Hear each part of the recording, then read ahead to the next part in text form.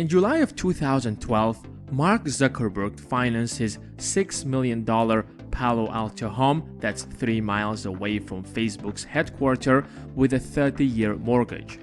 At that time, he was 28 years old and the world's 40th wealthiest person, worth an estimated amount of $15.6 billion. The question is, why would you get into debt when you have billions of dollars and can easily afford it?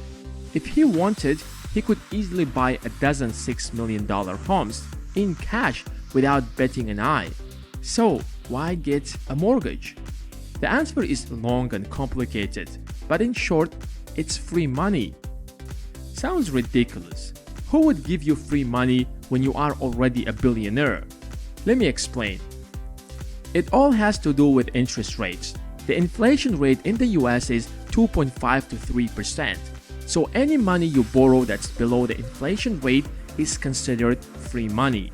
Zuckerberg's mortgage rate is just a little over 1%, but it's adjustable, meaning that based on the circumstances, the rate could possibly go up for one reason or another.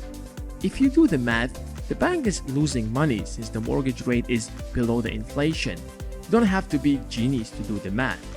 For the sake of example, let's say you borrow $1 million at a rate of 1%. The average rate of return on the savings account is 2.4%, meaning that if you deposit that $1 million in another bank, you end up making $24,000 a year, while you only have to make a monthly payment of $10,500 to the bank that lent you that money. Imagine if you can do that with $100 million, or how about $1 billion? When you can borrow money for free, there is no point in tying up your own money when you can use that money for more profitable things. Of course, when you are talking about small amounts of money, this might not make sense because the difference isn't that big. However, when it comes to large sums, playing around with 1, 2, or even 0.5% could potentially mean dozens of thousands of dollars, if not hundreds. Let's say you are a businessman and you can easily afford $1 million house. Why buy a house when you can finance it for 1 or 2%, while you invest the rest of that money in your business that could potentially get you 10, 20, if not 30% returns?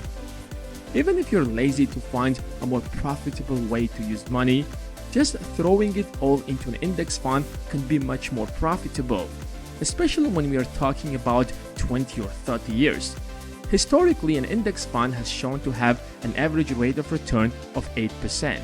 If you take a mortgage and invest your money in an index fund, the percentage difference will end up in your pocket. It all comes down to opportunity cost. Economically, it wouldn't make sense for Zuckerberg to buy the house in cash when he has been offered a 1% mortgage rate. But he is not the only one who is so smart to do that. Take Elon Musk, for example. Most of his wealth is tied to Tesla and SpaceX. To buy a house for $20 million, he probably might need to sell a considerable chunk of his wealth, pay taxes, and incur other expenses. However, he can take free money and keep his monthly payment under his budget. He took out a $61 million mortgage for 5 properties in California with a monthly payment of $180,000. That's not unique to billionaires, by the way. It's also practiced by moderately rich people like Jay-Z or Beyoncé. They took a mortgage to buy their $88 million house. They put 40% down payment and financed the other $52.8 million. That leaves the couple with $150,000 of monthly payments. In comparison, the national median home value is around $200,000. Instead of tying up $53 million in a house, he definitely knows where to invest it to maximize his profit. At the end of the day, he's made a lot of great investments and he's on his way to becoming a billionaire. The richer you get, the better ways you find to make more money. But let's be honest, not everyone gets such a low mortgage rate. Nationwide, it's around 3%. But even at that rate, it still doesn't make sense to purchase a house if you can finance it. However, wait a second, let's make this clear. Why do the super rich get a lower rate in the first place than the rest of the country? First of all, when you are a billionaire, the bank can sleep calmly because no one is worried that you might default on your loan, and in case if something happens, you can easily sell part of your business to pay back your mortgage. That takes out the risk out of the equation.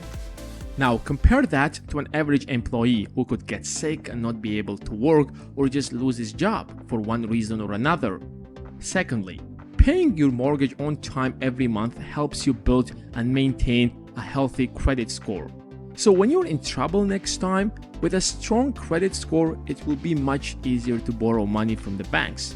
You're basically building trust between you and the financial institutions. But it also could be the other way around. Banks do offer such a low mortgage rate to establish a strong relationship with rich people so that when their companies would need a loan from a bank, they would come to them and not their competitors. It's a win-win situation. But these low mortgage rates are adjustable, which means, as I said earlier, they could go up. But no one is worried because if it stops making sense economically to these ultra-rich people, they can easily pay back their mortgage.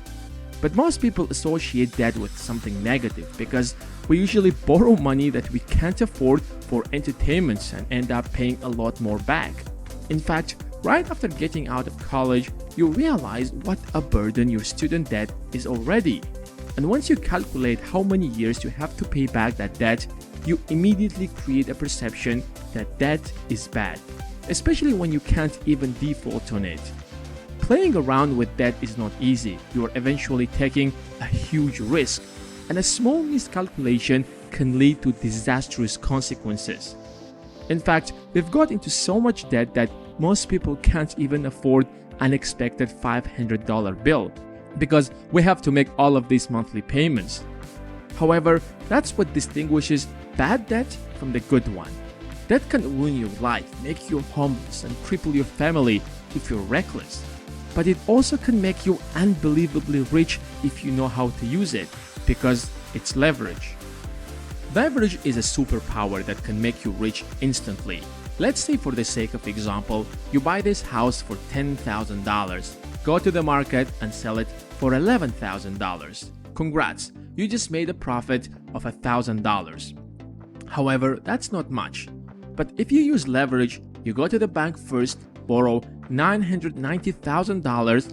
With your additional $10,000, that's going to be $1 million. You head to your supplier and buy 100 phones now for $1 million. Turn around and sell it to the market for $1.1 million. But you still owe the bank, so you go back to the bank again and return them $990,000 that you borrowed earlier, and another $10,000 in interest. Now you're left with $100,000. After you deduct your own $10,000, you're left with $90,000 of pure profit. That's how you make money when you don't have money. The bank made their share of the profit and you made yours. Of course, when you take this formula to the extreme and it's not regulated by the governments and practiced by everyone in the Wall Street, it turns into a financial crisis, as it happened in 2008. Remember when home prices crashed and then they took down the entire economy with them? Well, it's because the investment banks used leverage to maximize their profit to the point where their strategy backfired. Because they began giving mortgages to people who didn't necessarily have the best credit score and weren't financially prepared to make the monthly payments. And then they defaulted on their mortgages, as they suppose. It was a nightmare for the investors, because for the last 40 years, home prices were rising and suddenly they are going down. Well, we're not going to get into the details of the 2008 financial crisis, that's a story for another video, but in any ways, it's a major tool of how rich people make money. Of course, it's risky and you can end up losing everything, but if you know what you're doing, you can make a fortune overnight. I hope you guys have enjoyed this video and most importantly, found it helpful. And if you did, make sure to give it a thumbs up, and if you want to see more of these videos, consider subscribing and clicking on the bell besides it.